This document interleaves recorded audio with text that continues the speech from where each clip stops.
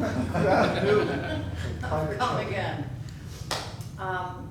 For those of you who don't know me, I'm Annette. I'm the artistic director here of the lab. It is my pleasure to welcome you to Come Again, the third and final of our selected concert readings from our new play contest, the Louise Wigglesworth Excellence in Playwriting Award. I'd like to introduce you to Madeline Weymouth, who has directed all three of the readings and is going to tell you how today is going to go. Thank you. So, how today is going to work, if you are not familiar with concert readings, is I will be sitting in the corner reading stage directions to the play, which is all the action that happens, while our four actors are going to be at their stands reading directly from the script. When they are on stage, they will be standing. When they are off stage, they will be seated. And the reason why we do this is because when we do a staged reading, our goal is to make sure you, the audience, understands what's happening in the script as clearly as if you're reading it. So instead of giving you homework, we decided just to perform it for you instead. So without further ado, we are going to get started with Come Again.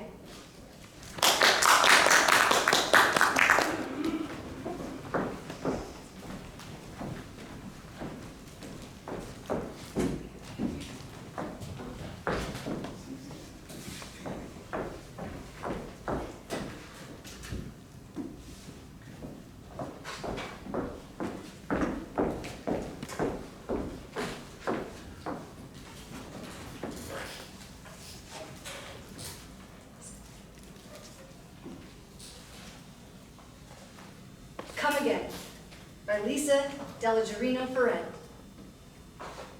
Setting, Miami, present day. Marina's apartment, Father Carlos's office, and inside a police car. We are now faced with the fact that tomorrow is today. We are confronted with the fierce urgency of now. In this unfolding conundrum of life and history, there is such a thing as being too late. Martin Luther King, Jr. Well, I have my rights, sir, and I'm telling you, I intend to go on doing just what I do. The Onceler. In the darkness, a radio alarm goes off and begins playing a dry, calm voice akin to a voice you'd hear on NPR. Lights rise on Marina's apartment as the voice speaks. We see Marina slowly waking up in bed on one side of the stage, and Jesus sitting at her desk on the other side of the stage, watching her with much excitement and anticipation. There is a window in the middle of the back wall. Jesus wears a Yellowstone National Park t-shirt and jeans. Good morning. The time is 7 o'clock and here are some of today's news stories. A Florida man trying to rob a zoological park last night got a surprise when he accidentally fell into an alligator pond. Marina reaches over and turns the radio off. She sits up and rubs her eyes. Then she sees Jesus and jumps, instantly awake. Jesus Christ! Marina Johnson. How do you know my name? Are you a stalker? What? No. Who's broken into my apartment? No. Get out!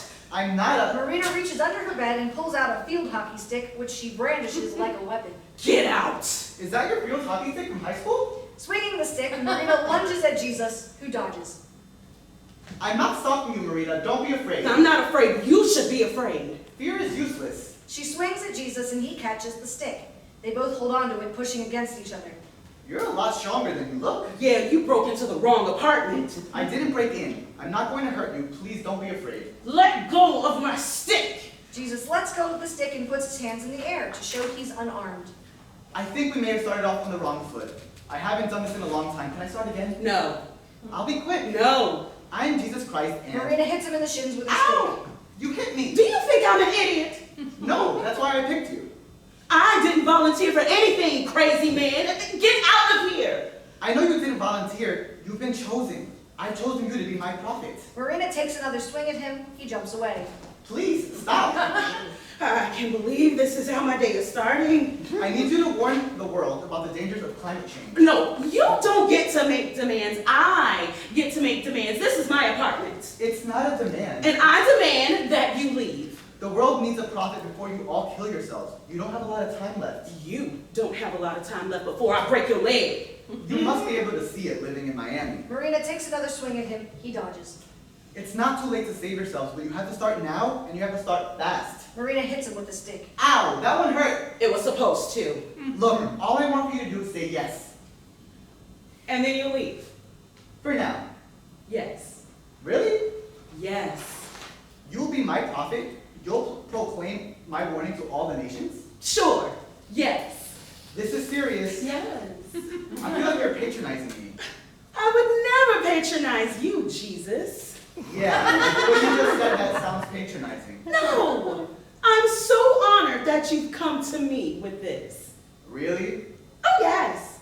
I would love to proclaim your warning to all the nations. Unfortunately, though, I do have to be at work by 9, so why don't we put a pin in this for now?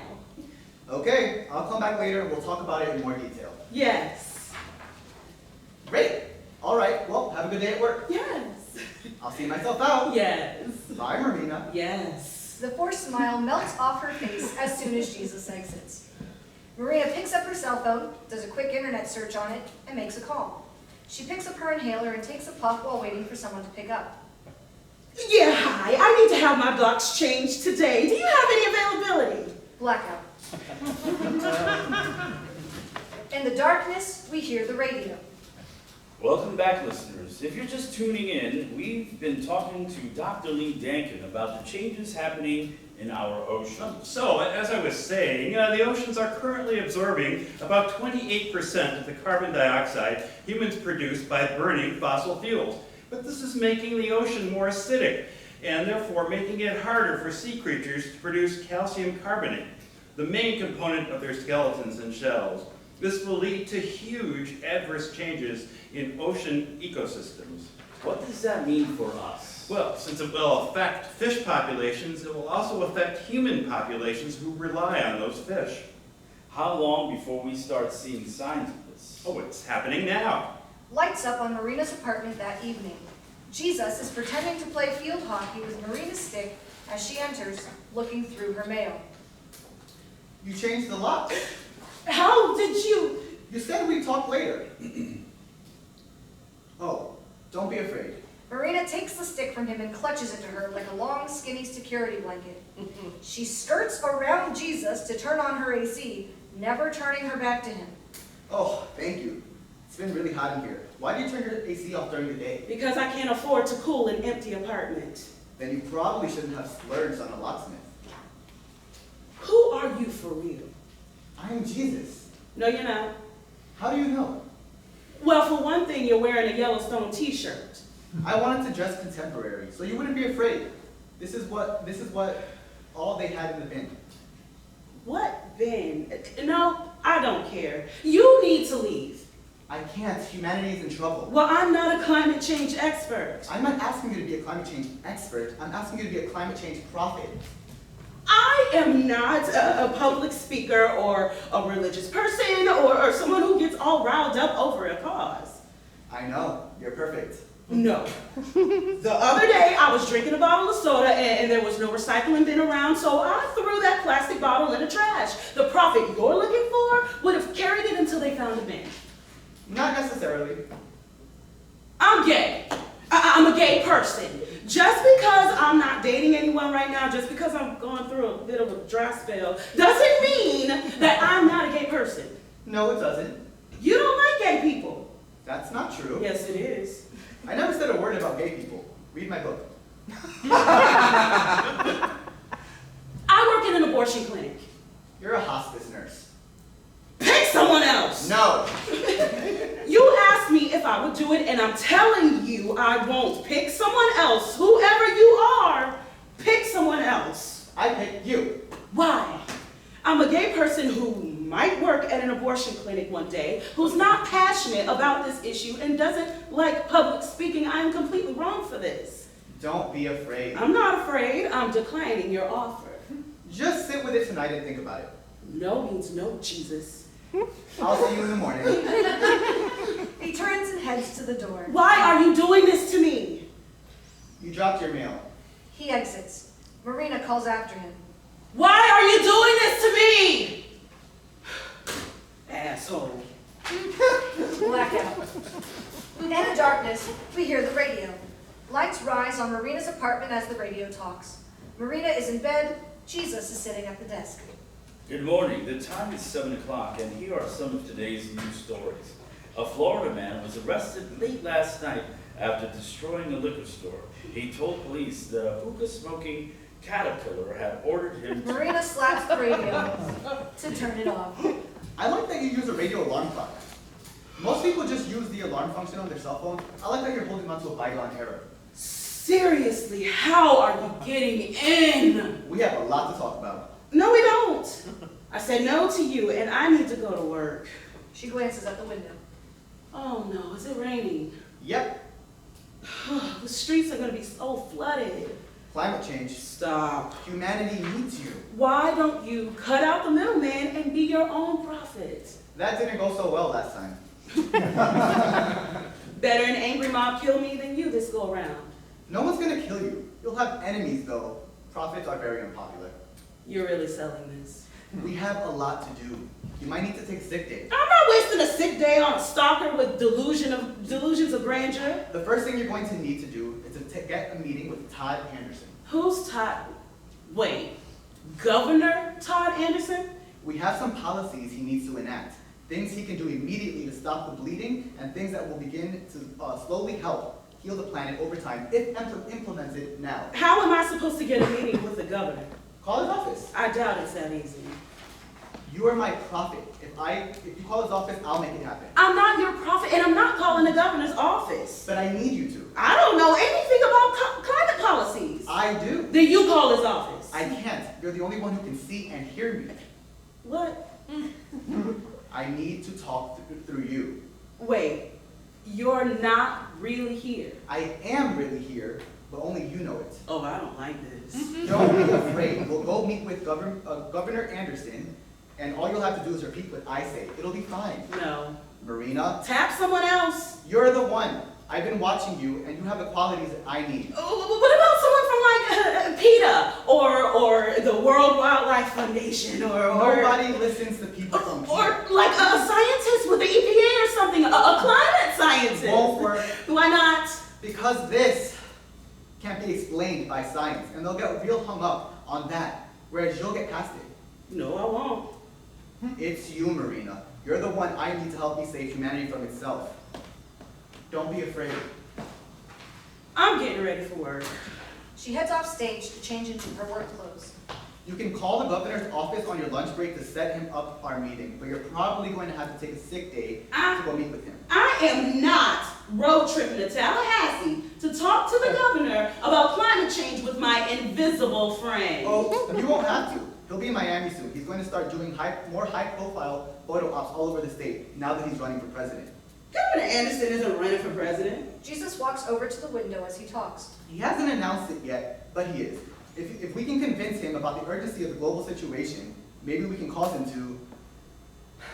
A rainbow! Marina! A rainbow! Come look! No thanks. It's a really good one! That's okay. Oh, look at that! Marina re-enters and begins putting on her shoes. Been a while since you've been on Earth, huh? You don't get excited about rainbows? No. But they're a symbol of God's promise. They're water and light. She turns off the AC and picks up her purse and umbrella. Okay, I'm leaving. Can I stay? I guess, but don't steal anything. I never steal. Great. And you'll call Governor Anderson on your lunch break? Maybe. Maybe means no. I know it does. I'm trying to humor you so I won't miss my bus. Please call Governor Anderson. Don't steal anything. Blackout. In the darkness, we hear the radio. Welcome back, listeners. I'm here with Dr. Lee Dankin talking about the disappearing Atlantic coastline. Now, Dr. Dankin, before the break, you said that between 1996 and 2011, around 20 square miles of dry land and wetlands along the Atlantic coast were converted to open water. Roughly the size of Manhattan. That's a lot of land to lose in only 15 years. It is. The Atlantic coast is particularly vulnerable to rising oceans because much of the coast is flat and very near sea level. This puts coastal ecosystems at risk, as well as the nearly 10 million Americans who live in coastal floodplains. What happens if those coastal ecosystems are wiped out? How would it affect the people living along the coast? So the wetlands buffer coastal areas against damage from storms and waves. And when the wetlands are gone, so is that buffer, We'll be seeing a lot of destruction. to put it mildly. Lights up on Father Carlos's office. He's working at his desk when Marina enters, carrying her purse and umbrella. He wears reading glasses. Excuse me, are you Father Carlos? I am. You must be Marina Johnson. Yes. Thank you for agreeing to see me on my lunch break. Of course. What can I do for you? After you called, I tried to look you up, but you're not in our parish records. No, I don't go here. Do you want to register? Marina sits across from him, placing her purse and umbrella under the seat. No, I'm not Catholic. Did you want to be Catholic? Oh, God, no. That is, no, thank you. Then I guess I'm a little confused as to why you needed to see a priest so badly.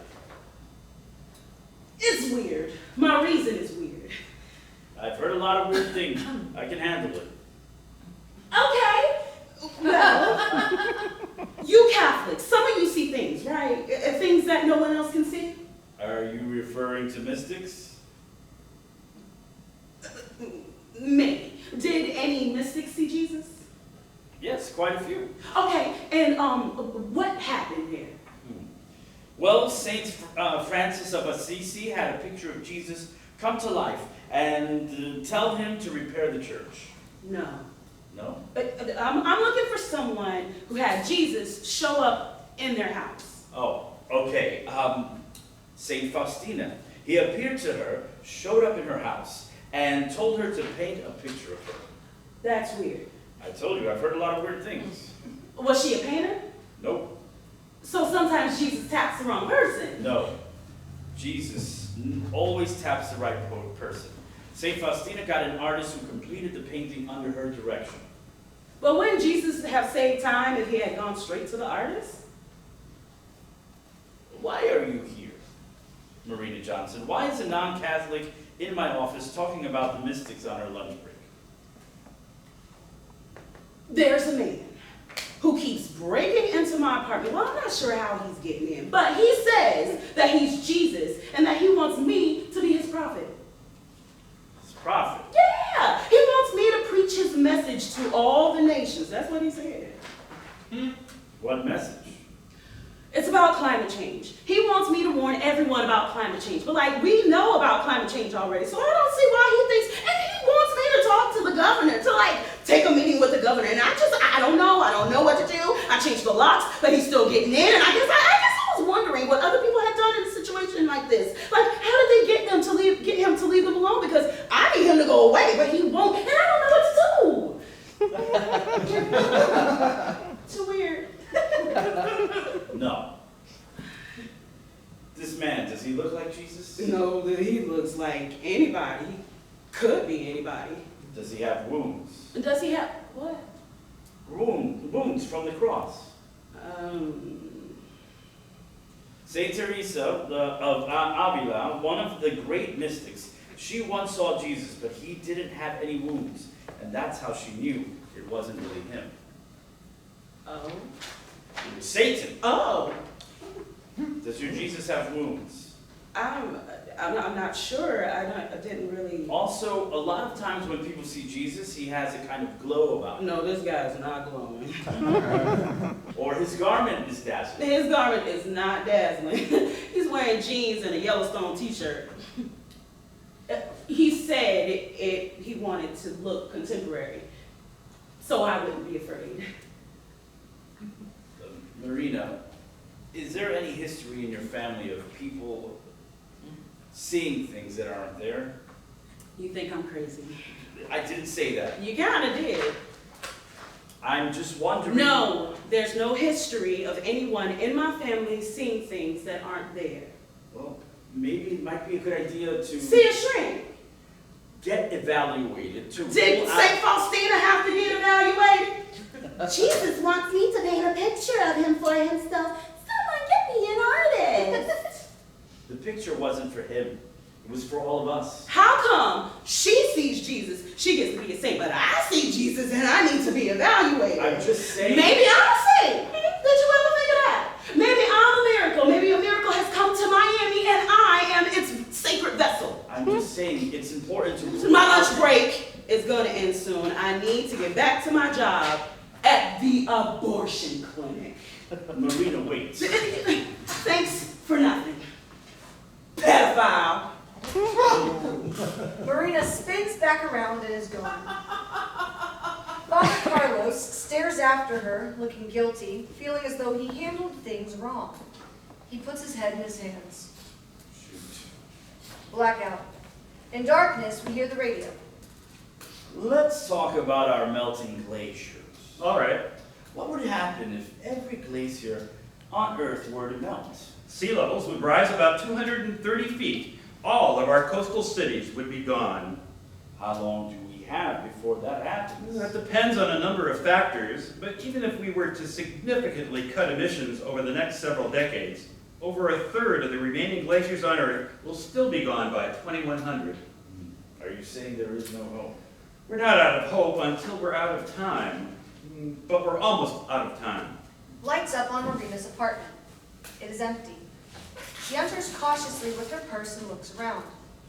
No Jesus.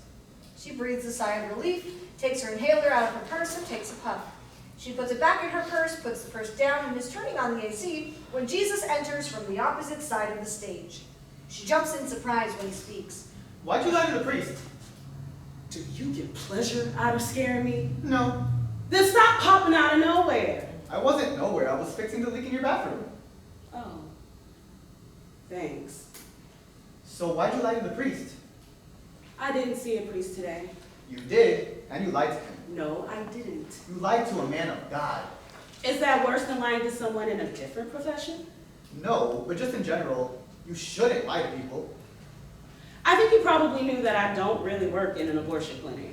Oh, he definitely did. That's not what I'm talking about. I was wondering why you lied to him when he asked if anyone in your family has a history of seeing things that aren't there. It's not his business. Besides, he thought I was losing my mind even without the family history. You're not losing your mind. Of course you say that. You're the thing my mind conjured. You didn't conjure me. But no one else can see me. So how do I know that what happened to my dad isn't starting to happen to me? Don't be afraid. Don't be afraid. That is all you ever say to me. It seems to be the thing that people most need to hear. It's the most repeated phrase in the Bible. You know that? I don't care. I wish you'd all stop being so afraid. Well, then maybe you and your dad should stop scaring us. I like you. I liked my life better before you showed up. You know, I get that a lot from people. Take the hint. I know I make things harder, but in the end, it's all worth it. Sure it is. You don't have any wounds. What? You're supposed to have wounds. If you don't have wounds, you're Satan. Am I really? That's how it works. Uh-oh. So where are they? My wounds? Yes. I decided to forego the wounds because I didn't want to scare you. Also, I didn't think you'd want me bleeding all over your apartment. Better blood in my apartment than Satan. You know I'm not Satan. I don't know who you are. Would Satan fix your bathroom sink? To lull me into a false sense of security, he absolutely would. Marina's apartment buzzer goes off. Who was that? It's the priest. Why would the priest be here? Well, if you had called Governor Anderson on your lunch break like I asked you to, he wouldn't be. The buzzer goes off again. Let him in. I don't take orders from Satan. I'll show up with my wounds next time. I didn't realize it was going to be a thing. Marina presses the talk button on the intercom. Who is it? It's Father Carlos. It's Father Carlos. May I come up? Yes. Yes. She buzzes him in and turns to Jesus. What have you done? I'm working with what you gave me. I can't see this man. I called him a pedophile. Well, now you have the opportunity to apologize. Knocking is heard on the apartment door. Marina? Shooting Jesus one more angry glance, Marina opens the door and Father Carlos steps in, holding her umbrella. Jesus sits down at the desk to watch. Hello, I'm sorry to just show up here. How did you know where I live? You left your umbrella in my office and it has a tag with your address on it. No, it doesn't. I may have put a luggage tag on your umbrella. Is he here? Is your Jesus here right now? I'm everyone's Jesus, Carlos. Marina takes the umbrella, rips off the tag, and throws it at Jesus as she talks. Yes, he's here. He's sitting at the desk. Father Carlos looks at the desk and instinctively takes a step away from it. He doesn't have any wounds, but he said he'll bring them next time. I thought I was being considerate. He promises he's not Satan. Tell him I fixed your sink. No. Tell him. No, he doesn't care. And your Jesus, he wants to talk to the governor about climate change? Yes. Well, he wants me to talk to the governor. He wants to talk to the governor through me. I know it sounds like I'm making it up, but How much time does he need? With the governor, how much time does he need? Oh, I'm not sure. However much time you give me, Carlos, I'll make it work. He says he can make any amount of time work.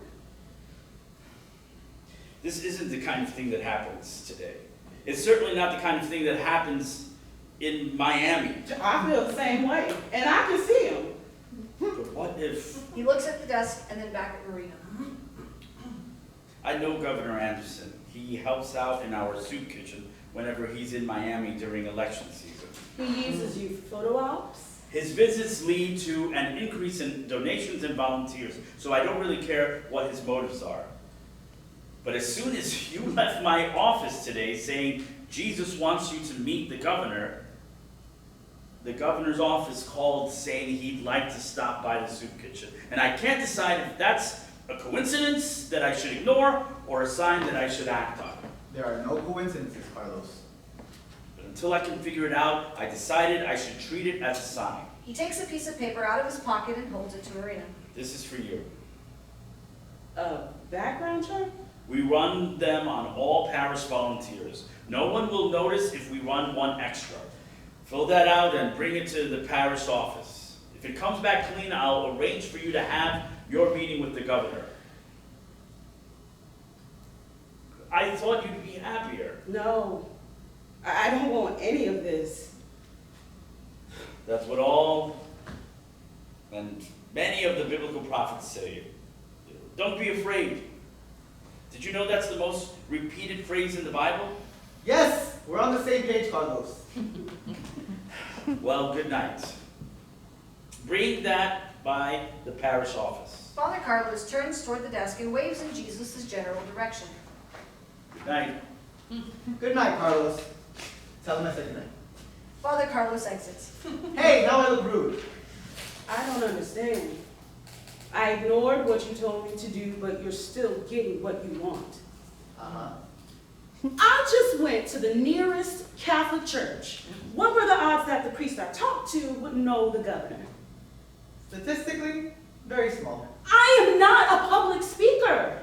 Yeah, Moses tried that one too. Please don't make me do this. I am begging you, don't make me do this. Jesus rises and begins to walk off stage toward the kitchen. I'm gonna make us some dinner. He exits. Marina stands for a moment. Then she looks in the direction Jesus exited to see if he's there. He's not. She rips the background check in half, then turns again toward where he exited to see if he's going to come running. He doesn't. She rips the background check into quarters, then turns and looks for Jesus again. He's nowhere. Marina rips the pieces 3 more times in quick succession, then looks again for Jesus. Silence. She's gotten away with it. Marina smiles and then carefully, quietly, places the pieces of paper under her mattress. She checks again for Jesus. Still nothing. Then there's a knock at the door. Marina opens it, and in walks Father Carlos holding a folded piece of paper. I'm sorry to bother you again. That's okay. I'm not usually this discombobulated. I'm sure. I may have given you the wrong form. What? I may have given you the background check for teachers, not volunteers. Does this one say volunteers or faculty? It's hard for me to read without my glasses. I don't. The form for the school is slightly different than the form for our general volunteers. Why were you even carrying both versions? I couldn't find my reading glasses in the office, so I grabbed one of each and meant to ask you to check the heading for me. I'm glad I remembered before I was out of your building. Does this say volunteers? I think it does. Yes. Good. I should really get one of those strings where the glasses just hang from your neck, but they make me feel like an old librarian. I guess this is what happens when you succumb to your vanity. You end up looking like an idiot. Anyway, I'm sorry. He holds out the form again. Anyway, you've got this right now, and have a good evening. Sorry again. Thank you. Fill that out. Father Carlos leaves. Marina stares after him, then looks down at the new background check. Fill that out. Blackout. In the darkness, we hear the radio. Lights rise on Marina's apartment as the radio talks. Marina is in bed. Good morning. This time is 7 o'clock, and here are some of today's news stories. A Florida man is in custody today after trying to pay for his fast food with a bag of marijuana. Marina slaps her radio off and sits up. Jesus isn't sitting at the desk like usual. She is alone. Marina takes a puff of her inhaler and does a brief scan of the room. No Jesus. Confused, she gets out of bed and scans again. She checks under the bed, then exits in the direction of the bathroom and kitchen. She re-enters, still alone and still confused. Jesus? No answer. She exits to the bathroom again. After a moment, her apartment buzzer goes on. Marina re-enters, brushing her teeth, and presses the intercom button. Jesus? It's Father Carlos. Oh, come on out. She buzzes him in. After a moment, she calls again into her empty apartment. Jesus. Marina exits to the bathroom to spit. She throws some work clothes on and re-enters when she hears Father Carlos knocking. Marina opens the door and he enters holding a large manila envelope. Good morning. Sorry to call so early, but I wanted to catch you before you left for work. Here's everything you'll need for tomorrow. Your pass and all that. Oh, great. What are you planning to say to the governor? I don't know. Jesus said all I'd have to do is repeat what he says, but he's gone. Well, let's hope he shows up tomorrow. Fingers crossed. You'll be fine. The biblical prophets all found their voices when they needed to. Marina stares at the envelope in her hands for a moment. Those biblical prophets, did any of them say no and run away? Oh, yeah. Of course they did. Jonah's a great example. And he got away with it? No, he got swallowed by a whale. Oh, he's that Jonah. Yeah, he's that Jonah. But after finally embracing what God called him to do, Jonah ended up saving the entire city of Nineveh. Maybe you'll do the same for Miami. Miami's already drowning. I can't save it. The prophet's not the one who has to work the miracles. You've got nothing to worry about. Very little to worry about. Wait, what do I have to worry about? Very little, very, very little. Oh no, it's bad. No, it's just that prophets can make formidable enemies. Speaking truth to power isn't popular, but they don't usually get killed. But they can get killed? Not usually. Usually is doing a lot of work there. The odds are in your favor. Out of 23 Old Testament prophets, only 6 got killed. How many New Testament prophets got killed? John the Baptist is really the only prophet in the New Testament. Did he get killed? You know, it was a different time. Oh my God. But you're gonna be fine. Are you sure? There is a 26% mortality rate on Old Testament prophets and a 100% mortality rate on New Testament prophets. You're quicker with the math than I wish you were. And you're a real comfort. You must be great with dying parishioners. Just forget I said anything. You can't tell me I might die and then tell me to forget you said it. You have very little to worry about. This is a terrible pep talk. They got away from me somehow. What if it's all a misunderstanding? I lied to you. The other day, I first came to see you. Oh, I know you didn't work at an abortion clinic. No, not that. I mean, yes, that. But also, I do have a family history of people seeing things that aren't there. Oh. My mom was killed when I was young. A freak accident, scaffolding fell on her. And my dad took it really hard. I mean, we both did. But he never got over it. He would talk to her, like, just tell her about his day and stuff. And it seemed harmless, but eventually he started to see her. Does he still see her? He died a couple years back. I got home from community college to a note saying that he and my mom were heading to the beach to go swimming. They never found his body. I'm sorry. My biggest fear has been that I'd wake up one day and I'd start seeing someone who isn't there, just like he did. And then a few days ago, it happened. What if this is just my mind worrying about the fact that Miami is sinking and I'm about to be priced out of my home when all the wealthy people down by the beach moved to higher ground? What if you went to all of this trouble to get me an audience with Governor Anderson, and all along I should have just taken your original advice? Well, I guess we'll find out tomorrow.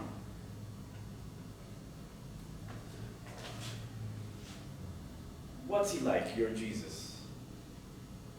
He's very cheerful, like relentlessly, annoyingly cheerful. What's your Jesus like? Surprising, but dependable. I'll see you both tomorrow. Blackout as Father Carlos shuts the door behind him. In the darkness, we hear the radio. Lights rise on Marina's apartment as the radio talks. Marina is in bed. Jesus is sitting at the desk. The manila envelope Father Carlos brought is on the desk. Good morning. The time is 7 o'clock, and here are some of today's news stories. A Florida man dressed as Fred Flintstone was pulled over today while driving his footmobile. Marina slaps the radio. Oh, I wanted to hear the end of that one. You're back. Of course, we have a meeting with the governor. Where were you? I thought I should get out of your hair for a bit, since we were just waiting for today. I didn't know where you went. You missed me. No. You did. You missed me. No, you didn't say you were leaving. I wasn't leaving. I was giving you some space. You seem like a person who enjoys their space. No, I am. I do. You disappeared, and Father Carlos brought me my credentials or whatever they are, and to get me in to see the governor, and I didn't. You missed me. No. Yes. No, I was just afraid that you set me up to make a fool of myself in front of Governor Anderson. I missed you too. I didn't miss you. Are you ready for our big day? I didn't miss you. Get dressed. Let's get started. Wait. Father Carlos said something yesterday that made me kind of scared about how prophets are hated a lot of the time. Jesus' eyes are straight to the window behind Marina, and he lets out an excited cry and runs to the window. Ah! A rainbow. It's a rainbow. You are the worst! Come see. No, I'm trying to have a serious conversation with you, telling you I'm afraid. Don't be afraid. You can't just command a person to not be afraid. That's not how fear works. Fear is useless. Great. What's needed is trust. Terrific. You sure you don't want to come look at this rainbow? Positive. Noah, wherever the rainbow appears, I'll remember the covenant between me and you and all living creatures. Never again will there be a flood to destroy the earth. Wait, if God promised he'd never flood the earth again, then why do I need to be your climate change prophet? Because God's not flooding the earth. You people are. It takes two to make a covenant. You can't lump all of humanity together like that. I'm doing my part to fight climate change. I bring my own bags to the grocery store. Don't clap at me like Nancy Pelosi. I do my part. You're almost entirely out of ice in the Arctic. The bees are dying, and microplastics have started showing up in human blood. Fighting climate change by bringing your own bags to the grocery store is like fighting a forest fire by spitting on it. So what are you saying? I should just use the plastic bags? No, of course not. Then stop shaming me. I'm not shaming you. You are. No, I just can't believe that you... You're being a jerk. I didn't miss you at all. Can we just enjoy the rainbow? I don't want to enjoy the rainbows. Oh, rats! It's gone. Serves you right. And you're angry with Me? Because you're destroying the planet? I'm not destroying the planet. Collectively, you are. I'm not part of the collective. My carbon footprint is low. I've never been on an airplane. I don't even own a car. I take the bus. You know how hard it is to be a public transportation person in Miami? Stop Pelosi clapping. Sorry, I'm sorry. You're such an asshole. Yet you missed me. No. You were glad to see me. Only because I don't want to face the governor alone. Now you're just splitting hairs. Also, where are the wounds you promised me? You're not going to like them. You said you'd come back with wounds, so I'd know you're not Satan. And I did, but I only brought one because you're not going to like them. I like anything that proves I'm not talking to the devil. Jesus lifts his shirt up. Oh, what is that? That's where I got stabbed by a spear. Oh, I don't like that. Put that away. I knew you weren't going to want to see them. Teresa of Avila and Marina Johnson are very different people. Say what you want about me, but I know my audience. That was disgusting. Leave your wounds at home. I knew it. Still, I'm glad to know you're not Satan. I mean, I think it was pretty clear from the start that I'm not Satan. Nothing about this whole experience has been clear. Jesus picks up the manila envelope and shakes it at her. Get ready, we have a date with the governor. Please don't make me say anything condescending to him. I'm never condescending. I'm the embodiment of God's love. Oh, good for you. As she speaks, Marina begins slow clapping at Jesus, mimicking the way he clapped at her. He laughs and playfully swats her with the manila envelope. Blackout. In the darkness, you hear voices from the radio. Now the temperature of the ocean's surface is rising because the oceans are absorbing more heat from our warming planet. How worried should this make us? Very worried. This will cause changes to ocean circulation patterns, like the Gulf Stream. Which sends warm surface water north along North America and brings cold, deeper water back south from Europe. Correct. And because of the changes in sea surface temperature, the Gulf Stream is slowing down. That's bad for people on both sides of the Atlantic. How so? Well, in Europe, it means more intense winter storms, more extreme heat waves, less rainfall for crops. And in North America? In North America, it means water is going to pile up on the east coast of the United States. If we continue to overheat the planet, the Gulf Stream will continue to weaken. We are very, very close to the point at which its flow becomes unstable. And what happens then? Well, no one's really sure, but expect to be heading inland and no longer vacationing in Europe. Lights up on Father Carlos's office. Father Carlos stands with Governor Todd Anderson, who is untying an apron from around his waist. The governor wears dress pants with a shirt and tie, and the apron looks strange on him. And that's a wrap. Thanks for letting me drop in to help serve breakfast. You're welcome here anytime, Governor Anderson. Governor Anderson removes the apron and hands it to Father Carlos, holding it by 2 fingers as if it's filthy. Oh, here. Father Carlos takes the apron and places it on his desk. There's so many poor people in this part of Miami. Well, the housing is cheaper away from the beaches. Marina knocks to announce her and Jesus' presence in the doorway. Ah, Marina, come in. Governor, before you leave, there's someone I want you to meet. This is Marina Johnson. She lives in the neighborhood. Did I feed you breakfast? No. Oh, good. It's important to be self-sufficient. Well, many people want to be self-sufficient, but... So my grandfather came to this country. He had nothing but the clothes on his back. But he applied himself, and he worked hard. And within a year, he owned his own home.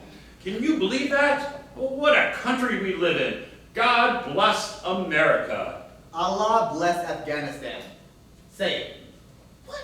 No, are you insane? It will show him how asinine that statement is. God doesn't have favorites. He blesses everybody. That's not what he's going to get out of Allah bless Afghanistan. Say it. No, shut up. Say it. Shut up. She turns back to Governor Anderson, who is looking at her warily. She gives an attempt at a reassuring smile. Governor Anderson slowly turns to Father Carlos. What have you not told me? I'm going to need you to keep an open mind for a few minutes. What have you done? What is this? Marina came to me a few days ago and she says that Christ has tapped her to be his prophet with regard to climate change. Carlos, I ran a background check on her. He wanted her to speak with you. Carlos! I ran a background check. She's clean. Just because a deranged individual hasn't committed any crimes yet, doesn't mean she never will, and I don't want to be her first victim. Your security team checked her for weapons. Oh, I don't have time for this. I have a full day scheduled. Just give her 2 minutes. No. A picture of you respectfully listening to a black woman will look good on your campaign flyers. 2 minutes, but you can't come a single step closer to me. Governor Anderson hands his phone to Father Carlos for a candid shot of him and Marina talking. This guy's a dick. Excuse me? No. But sorry, I didn't realize this office had the acoustics of an opera house. Sorry. I can't believe you did this. Marina takes some note cards out of her pocket.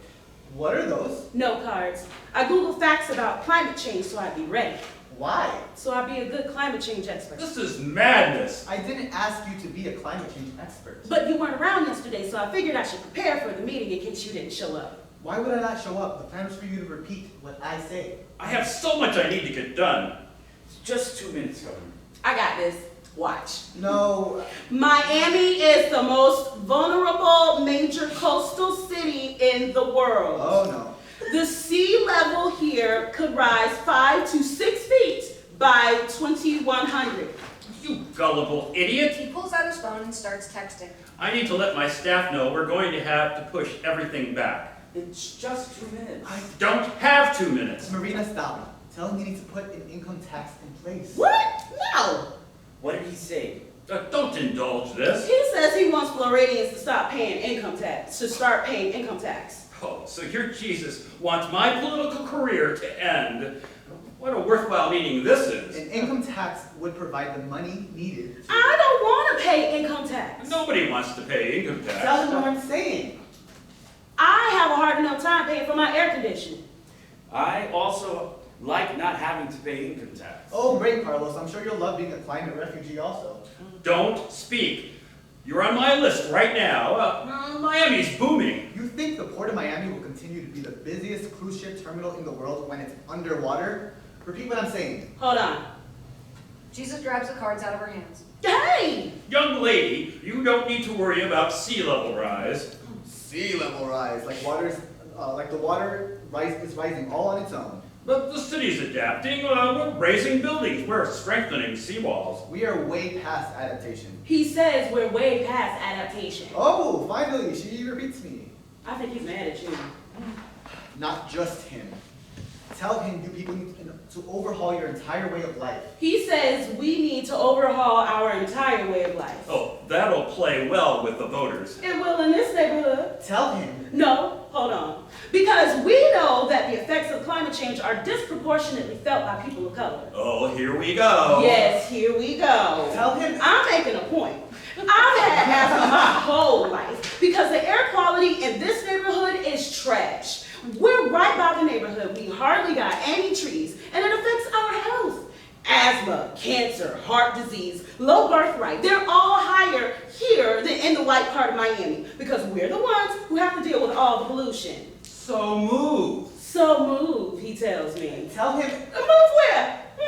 You didn't even think I could afford my own breakfast. Now you think I can afford an apartment on the beach? He knew you can afford your own breakfast. Normal people aren't able to just pick up and go. When the seas rise and the monster hurricanes come, the billionaires in Miami will leave, but the rest of us can't. Tell him he needs to. And now, low-income communities like this one, who are forced to live on the high ground so the white people could have the beaches, are being forced out by developers looking to build expensive homes away from the rising water. So more affordable housing on the high ground? That's what your Jesus wants? That's what I want. What does Jesus want? Oh, this is a farce. If you want to play prophet, why don't you go talk to the middle class instead of bothering me? They're the largest voting bloc. Their savings are tied up in their homes, which you insist will soon be underwater. And yet they're the least engaged on this issue. Yeah, that's a good point. No, it's not. He has a platform you don't have. Then maybe you should ask him to be your prophet. If you and your Jesus think Floridians, the folks who raised holy hell about having to wear a mask to protect their neighbors during COVID, are going to embrace the kind of all-encompassing structural change that you're talking about, well, not to mention the price tag attached, then you're more deranged than I thought. I'm not deranged. She whips more note cards out of her pocket. You have more note cards? I made 2 sets. I had a feeling you'd take them away. You just had to give them free will. In the next 10 or 20 years, the economic damage caused by climate change will be on par with having a COVID-sized pandemic every 10 years. By 2100, it will be 5 times as deadly as COVID.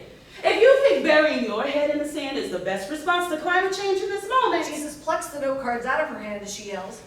then it's you who's deranged. And I suggest you get your head out of the sand because the sand is being reclaimed by the sea. Time's up. What were you thinking? Don't walk away. She pulls out more cards. Why? Climate change is going to cause 1,000 deaths per year in Florida by 2035. We need national policies to avoid the worst impacts. I don't make national policies. I'm not the president. Not yet, but you're running. You're running for president? Oh, I've made no such announcement. But you are. And he's gonna win. Who's gonna win? I'm gonna win? This guy? Well, that's all the time I have for this. Governor Anderson begins moving toward the door. Wait! Todd, wait! Todd, wait. That's Governor Anderson to you. Miami will be the first major U.S. city to face the effects of climate change, but it won't be the only one. Miami will be the first major U.S. city to face the effects of climate change, but it won't be the only one. All the other coastal cities will look to the kind of example Florida set for them. All the other coastal cities will look to the kind of example Florida set for them. The kind of example you set. The kind of example you set. This is your moment, Todd. This is your moment, Todd. Don't be afraid. Don't be afraid. Governor Anderson exits.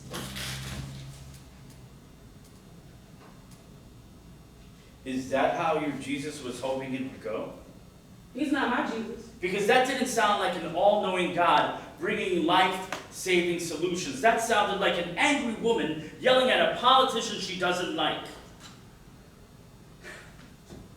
I should have known better, but I wanted it to be true. And you were so sincere. Because it is true. It is possible to sincerely believe something and be wrong. History is full of examples. This isn't one of them. Of course it is, Marina. I mean, why you? Haven't you asked yourself that? Out of all the people on this planet, even just out of all the people in Miami, even just out of all the people in this room, why would he pick you? Why wouldn't he? I've dedicated my life to him, to service in his name. Why would he pick you over me? I don't know, but he did. Did he? Yes. Well, I got you your meeting.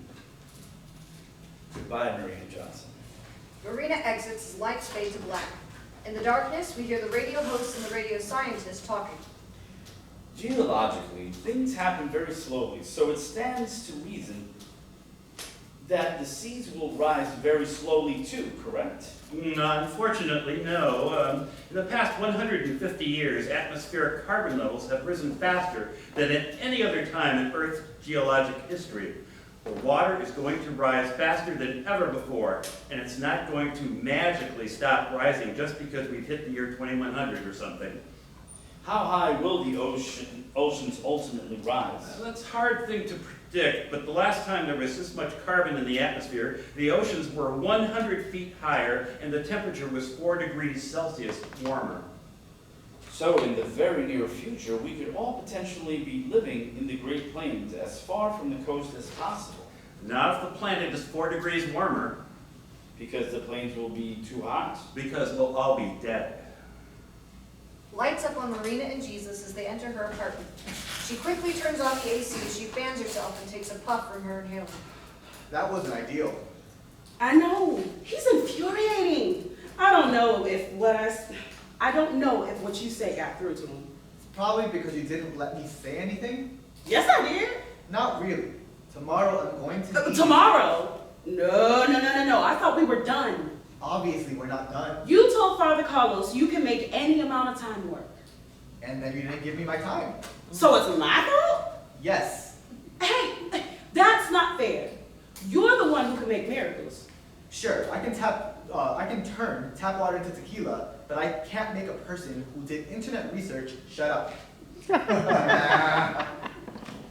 You can turn tap water into tequila, and you haven't done it for me yet.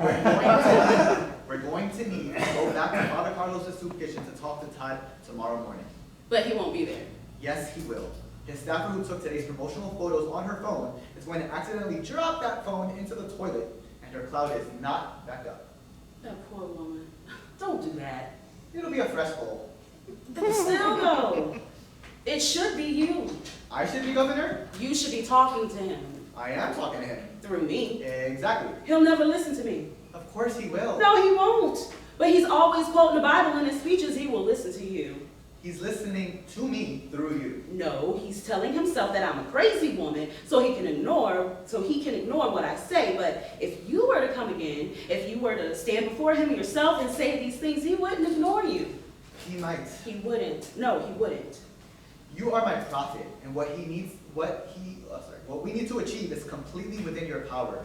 Don't let Father Carlos get in your head. Father Carlos is not in my head. Isn't he? No. Yes. Why did you pick me? There were once two mothers who volunteered to bring banana bread to the school bake sale. No. Being busy people, they both ended up whipping their banana bread together the day of the event. Do not answer in the form of a parable. Both women have found that they were out of eggs. Please stop. One woman ran to the grocery store to pick up eggs, while the other said, "I have applesauce. I'll use that as a binder instead," and began mixing her ingredients. I can't believe 12 people wanted to be your friend. The second woman then noticed that she didn't have walnuts. You don't need walnuts in banana bread. Some recipes call for walnuts. It's not a make or break ingredient. This recipe calls for walnuts. It's a key ingredient in this recipe. Walnuts aren't a key ingredient in anything. Shh, just go with it. The second woman said, "I don't have walnuts, but I do have chocolate chips. I'll put those instead." She was getting her bread to the oven when the first woman returned from the grocery store and saw that she didn't have any walnuts either. What a crisis. The first woman drove back to the grocery store for walnuts. Why didn't these people put all the ingredients on the counter while the oven was preheating? The second woman made it to the bake sale on time with her delicious, if unconventional, banana bread. Thank God. The first woman didn't make it on time because she insisted on sticking to the recipe as written instead of adapting it with what she had on hand. You see? No. Father Carlos is the woman who keeps going back to the grocery store because the recipe calls for certain things, and that's the way it has to be. He does a lot of good for the community, but he has a very rigid understanding of what God is all about. And trying to get him to see God in ways he never has before will slow this mission down too much. You are more malleable. You can hit the ground running. See, now why couldn't you just said that instead of telling me the whole story about the two moms baking? I like the sound of my own voice. Also, I'm sure there are lots of malleable people in Miami, even malleable religious people. Why me specific? I'm just a hospice nurse. No parables. Fine, because if you and I fail, a hospice nurse is going to be exactly what Miami needs. Someone to honor the city's life by bearing witness to its death. I don't want to lose Miami. You're going to lose all your coastal cities. You're going to lose this. You're going to lose all your coastal cities. You just lose this one first. That doesn't make me feel better. It wasn't supposed to. It was just a fact. I'm tired of losing the things I love. Then let's make sure that you don't lose Miami. It should be you. I can't come back. You can't or you won't. If I come again, I know exactly what they'll do to me because they did it once already, and I can't go through that again. You're scared. Of course I'm scared.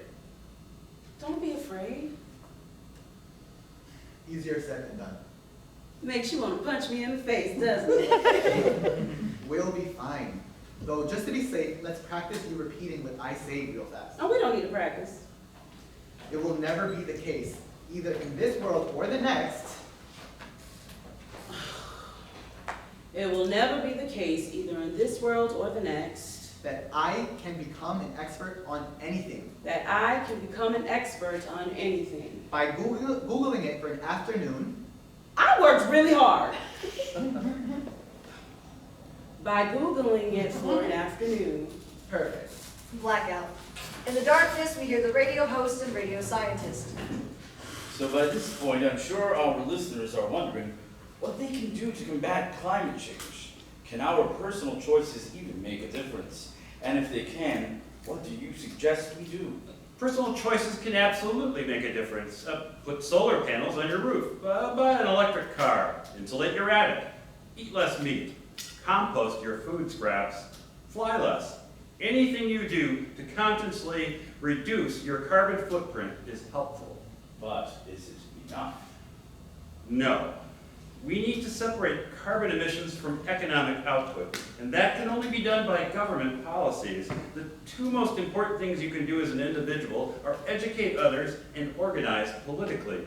Special interest groups and utility companies trying to prevent us from getting off fossil fuels can only be defeated by a group of people who understand what's at stake and who are politically engaged.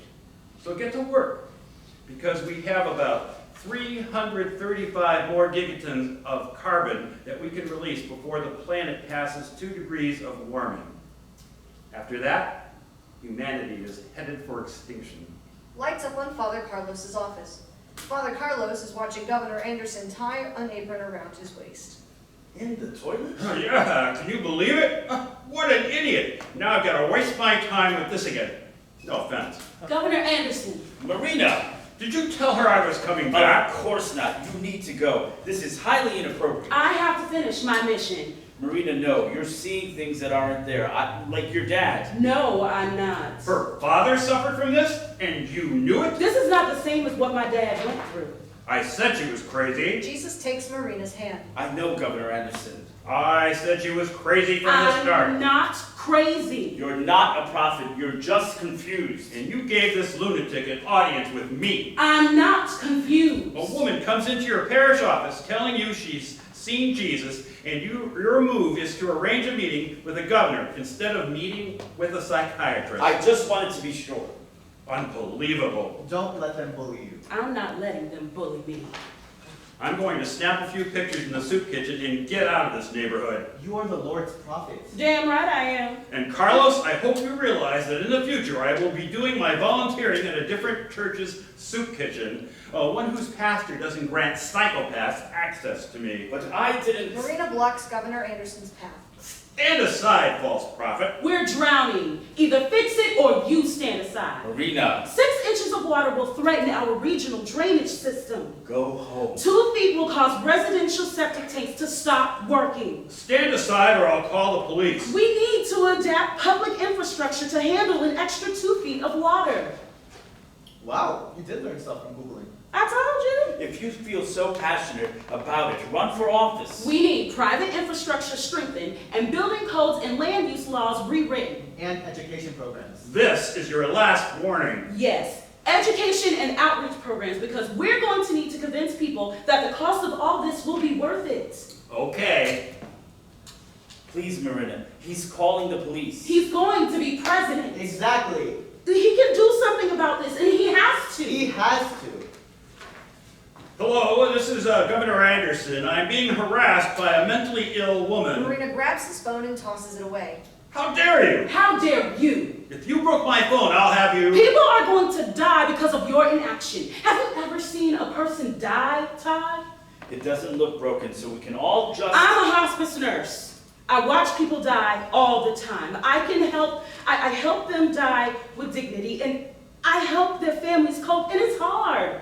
Todd, it's hard to watch people go through that over and over, but it's an honor. It's a great honor of my life to be able to walk with folks as they leave, but it affects you. And to watch people die who didn't have to watch someone waste away from lung cancer because they couldn't kick cigarettes, it's devastating. Because all that sorrow and all that suffering didn't have to happen. And that's where we are now as a planet. On the cusp of all that sorrow and all this loss that doesn't have to happen. You can put us on the path that will make my work unnecessary. But you have to acknowledge that we're here. Wake up, Todd. Do not yell at me. I am the governor of Florida. Then do your job. Because every day you piss away makes our survival less of a sure thing. And what will happen if you all become climate refugees? Exactly. What will happen if 100,000 people suddenly descend on Atlanta after one monster hurricane? Will they try to keep us out?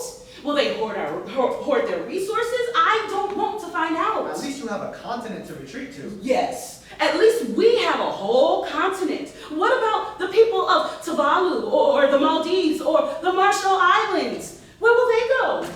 Who will take them in? I'm not concerned with the Maldives or the Marshall Islands. But you should be, because we're all in the same boat. And you're running out of livable places. But all you care about is looking like a good person and getting people to vote for you. So you pose at soup kitchens and you talk about sea level rise. Which is beyond humanity's control, of course, because you need those oil companies to bankroll your campaigns. You're weak. Why are all the weakest people in the positions with the most power? And you act like we can all just wait around for you to get it right, but we can't. The water is here. Either build the ark that Miami needs in this moment or resign, you worthless charlatan. Blackout. With the sound of a police siren. Lights up on Marina and Jesus sitting side by side. Maybe in chairs, maybe on the edge of the stage. Red and blue lights flash, suggesting that they are sitting in a police car. Marina is sitting stiffly, trying not to move a muscle. Her eyes are wide with fear, and her hands are placed on top of her knees, kept clearly visible. Jesus senses her fear and tries to break the tension. Never ridden in a police car before. Shut up. Are you mad at me? Oh, yes. Why? You made me call the governor a worthless charlatan and almost break his phone. No, I didn't. You did that on your own. For what it's worth, I thought he is a charlatan. But nobody's worthless. Tomorrow, when we talk to him... Tomorrow? Yes, he's having a rally with the mayor in front of one of the seawalls they just raised. I will be unable to attend the rally with you tomorrow because I'm going to die today. Who's going to kill you? You're just being escorted home, don't worry. No. You're just being escorted home. Don't worry. Don't worry, he says. There are two groups of people with a high mortality rate. Prophets and black people near police officers. Guess who put me in the middle of that Venn diagram? They're just escorting you home. I told you no one would listen to me. I told you it had to be you, but you wouldn't listen either. And now I'm going to die in the back of a police car. They're just escorting you. Don't talk to me like my fears are unfounded. I'm not saying that your fears are unfounded, but try to remember, fear is useless. Fear is life-saving. You picked the wrong person. I never picked the wrong person. I Googled biblical prophets. That guy Jeremiah, he preached for 40 years and no one ever listened to him. The planet doesn't have 40 years. Miami might not even have 20. It can't be me. There's not enough time for me to make it happen. It has to be you. I'm not even good at repeating what you say. I keep going off script and ruining everything. You're passionate. Please don't put humanity's survival in my hands. I can't even keep houseplants alive, not even the fake ones. You can't kill a fake houseplant. I did! It got all tangled up in the cord in my blinds and ripped in half, and now you want me to save all of creation? I can't do it! I'm scared and I'm tired and I don't want to die. You're not going to. I Googled the biblical prophets. Amos was clubbed to death. Micah was thrown off a cliff. Isaiah was sawn in half. And even Jeremiah was thrown to death after 40 years and no one listened to him. But most of You knew exactly what you were getting me into. Why would you do this to me? Because I love you. Because you have such compassion for the dying. Because you do all you can to make this world a better place with your love. Because you won't go down without a fight. This fight is too big. Please tap me out. No one is open to me. But they're open to you. You're on billboards and t-shirts and coffee mugs. People are actively waiting for you. They're waiting for someone I'm not. They're waiting for a Jesus who thinks an unborn baby is worth protecting but an asylum seeker isn't. They're waiting for a Jesus who thinks it's acceptable to hoard your abundance because you don't owe anything to the less fortunate. They're waiting for a Jesus who puts limits on compassion, who says it's fine to love these people but not those people, and who says God's creation is awe-inspiring and sacred unless there is oil underneath it, who says it's justifiable to put your wants and needs ahead of everyone else's no matter what the situation. That's not me. That's not my message. And if I were to come back, they wouldn't recognize me, and they'd kill me again. So what? You know what comes after death. Death isn't what scares me. Then what? What scares me is the possibility that these people who claim to love me won't recognize me, will actually hate me, and if they were to kill me again, it would break my heart. I don't think Father Carlos will kill you. No, of course not, but there's a lot of Christians in this country, and many of them seem... Full of hate. Yeah. Welcome to America. But why is that? Why do people who claim to follow me have so much hate inside? Come back and ask them. No. Well, isn't it great that you have the luxury of an option? I have to live in this world, like it or not, and it's unfair for you to ask me to do this alone. You are not alone. Yes, I am, Jesus. I'm alone. I'm a black woman alone in the back of a police car. That's where you led me. But I am here too. When you're with the person no one else can see, you're alone. That is not true. Screw you.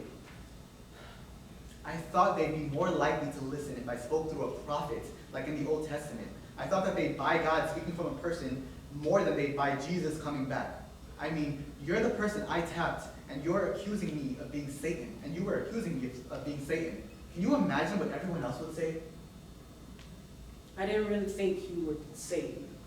But you see my point.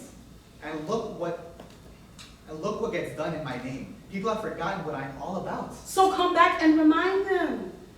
I need your help. The planet needs your help, and fear is useless. Did you know that "do not be afraid" is the most repeated phrase in the Bible? It is, isn't it? So don't be afraid. But listen to you. You're our last, best hope to save the planet. Would you help me if I did it? Would you stay with me? Of course I would. It might not work. It'll work. It might not. You need to be prepared for the fact that it might not work. If it doesn't work, then we'll greet the water knowing we did everything we could. I've never helped a city die before, but if that's where we end up, I'll make sure Miami dies with dignity. Jesus takes her hand and gives a small, sad smile. I never picked the wrong person. Blackout. In the darkness, we hear the radio. Lights rise on Marina's apartment as the radio talks. There is a shopping bag on the desk. Good morning. The time is 7 o'clock, and here are some of today's news stories. A Florida man is facing charges after throwing raw chicken at his wife. Marina enters from the bathroom brushing her teeth. She turns the radio off. Someone buzzes her apartment and she walks over to the intercom. Who is it? It's me. Marina buzzes him up, cracks the door, and exits to the bathroom to spit and rinse. Jesus enters the apartment as she re-enters from the bathroom. He closes the door behind him. It's weird buzzing you up. It's weird needing to be buzzed. Couldn't sleep. What? You're up before your alarm. Oh, yeah. Too nervous about how today is going to go. She takes a puff from her inhaler. But also very excited to see the look on Governor Anderson's face when you confront him and he sees I was telling the truth. Oh! She reaches for a shopping bag on the desk. I got something for you. She pulls a Jesus costume out of the bag. A Jesus costume? Yeah! But I don't need a Jesus costume. I am Jesus. I think it will help if you look the way people expect you to look. No one dresses like this anymore. Jesus does. No, he doesn't. It's what they're expecting. It'll make it easier for them to buy that you are who you say you are. Okay, if you think it'll help. I do. Here, just put it on over your clothes. She hands it to Jesus. Over my actual Jesus costume? Oh, he's sassy today. Can you get the Velcro for me? Sure. Marina steps back to take in the sight of this new Jesus-ier Jesus. He looks unsure. You really think this is going to help? I don't know. You're still brown. It's better than nothing, though. All right, and I have something for you. He exits toward the bathroom. Ooh, what is it? A brief sound of running water, and then Jesus reappears with 2 small paper bathroom cups and a pitcher. He sits on the floor, pours water from the pitcher into the cups, and hands one to Marina. She sits beside him. Here you are. Marina looks in the cup, then gasps with delight. You turned my tap water into tequila! I figured we could both use a drink before we go. Absolutely. Liquid courage. So, speaking of saving the planet, why are you still buying disposable cups? Oops. Just use a regular cup. Yes, sir. They hold more tequila. That's a great point. Jesus raises his cup in a toast, and Marina does the same. To not being afraid. To not being afraid. They clink their cups together and drink. Ooh, that's smooth. Yeah, my stuff's top shelf. I am afraid, though. Me too. Terrified. They clink their cups together in another cheers and sip the tequila, refilling from the pitcher as needed. Hey, can I ask you a question? Sure. What's the deal with St. Faustina? What do you mean? What did you need a painting for? And why did you ask someone who can't paint? The painting wasn't for me, it was for all of you. Who was asking for it? It was just a nice thing I wanted to do for you people. You wanted to give us a picture of yourself? That feels a little arrogant. No, I said that whoever reveres it will be saved. It was a tool to help you, It was a picture of yourself that you wanted people to worship. not worship. I'm just repeating your words. You're twisting that. Also, why ask this of a woman who can't paint? Why not go to an artist? Oh, an artist is the last person you want to go to for something like that. For a picture of yourself that you want others to worship. That's not what I said. That's sort of what it is. You go to a woman without an artistic bone in her body and say, this is what I want, and she'll make it happen. You go to an artist and you say, this is what I want, they'll think it's a collaboration. Oh, Jesus, wouldn't it be better if we did it like this? Wouldn't it pop more if we use these colors? No, just do it the way I want. Just paint what I'm asking you to paint. Does that clear it up? No, I still think the whole thing is stupid. But hopefully we'll convince Governor Anderson to save the planet today, and you'll have many more centuries in which to commission artwork of yourself. I hope so. I have a very paintable face. If things don't go well at the rally, wait for me and we'll try again. You're gonna be fine. They'll listen to you. I know they will. What? If someone had told me last week that by this week Jesus Christ would be my ride or die, I would have never believed them. Life is full of surprises. That was always my favorite thing about it. The surprises and the rainbows. Jesus drinks the last of his tequila and puts the cup down. Okay, He stands and holds his hand out to Marina. let's go save the world. Marina takes his hand and he helps her up. They walk to the door hand in hand. Jesus opens it and Marina closes it behind them. Blackout with the sound of the door shutting. In the darkness, you hear the radio. As the radio host speaks, lights slowly and dimly rise on Marina's empty apartment. Good morning. The time is 7 o'clock, and here are some of today's news stories. A Florida man claiming to be the second coming of Jesus Christ was gunned down yesterday while trying to speak at a rally hosted by Governor Todd Anderson to celebrate the raising of Miami's seawalls. His companion, identified as Marina Johnson of Miami, then began attacking the crowd while repeatedly screaming, quote, "Goddamn America," unquote. In the struggle, she was shot and killed by police. Authorities believe that, given the nature of Ms. Johnson's statement, she and her unidentified accomplice had been radicalized by a terrorist organization with the goal of assassinating Governor Anderson. The governor, however, was unharmed and gave a brief press conference once the area had been secured. In the dim light, a rainbow begins shining through the window. It grows brighter as the stage lights grow fainter, and by the end of the governor's speech, the bright rainbow is all that lights the stage. I want to thank our law enforcement officers who courageously subdued these homegrown terrorists before they could do any harm. The city of Miami and the state of Florida are lucky to have you. Despite these events, I don't want to let the day go by without paying tribute to the scientists and innovators who are working to keep South Florida safe from the rising sea, evidenced by the raised seawall you see behind me. And never forget that Americans are resilient. We will rise up higher than the water and meet this challenge. Only God can control the oceans, but as my mother always used to remind me, God doesn't give us anything we can't handle. If it's His will to send water to threaten our cities, then surely He knows we will prevail. Because God won't drown humanity a second time, and it is God alone, not us, who holds the power to stop the rising water.